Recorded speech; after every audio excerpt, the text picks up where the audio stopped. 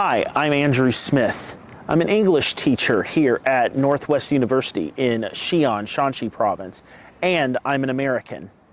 As many of you have heard, recently the American state of Florida has been hit by not one but two terrible hurricanes, Hurricane Helene and Hurricane Milton. In the wake of these two hurricanes, hundreds are dead and thousands more are left homeless or without electricity and water. Unfortunately, the American government has done little to help the people affected by this tragedy. The United States government has only offered a subsidy of $750 to those who have been affected by the hurricane. $750 really can't get you anything in an American economy, especially when people are having to entirely rebuild their lives. And unfortunately, the fact of the matter is, this is pretty much the norm for us Americans. Ever since Hurricane Katrina in 2006, we have really just felt like this is the way it is. We don't expect the government to give us any substantial relief or aid. Oftentimes, if you don't have flood insurance or natural disaster insurance from a private company, you are completely out of luck.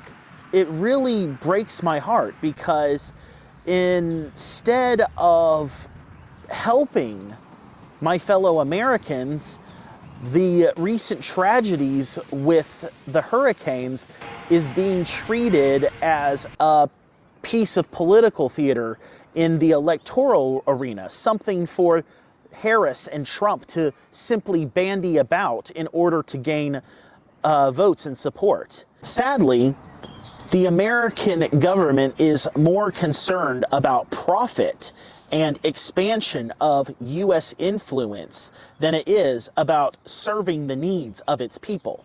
Compare this to what the U.S. government is actually spending money on. U.S. militarism is #1 priority for the United States government.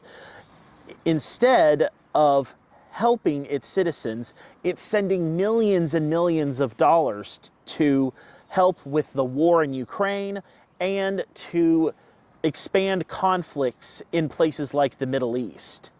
Compare this to how the Chinese government works. The Chinese government has a people-first policy in which the government works to serve its people immediately, no matter what the cost. If we look at the examples of how in Zhengzhou in 2021, when flooding hit the city so terribly hard, the Chinese government dropped everything to send citizen volunteers, government officials, and army troops to get the best relief and the best aid possible to those affected. More recently, in the conflict in Lebanon, where the Chinese government was able to evacuate all Chinese nationals in Lebanon in only 40 hours through a lightning-fast evacuation. Compare this, unfortunately, to the way the American government reacted, in which they told the American citizens in Lebanon, well, you're on your own.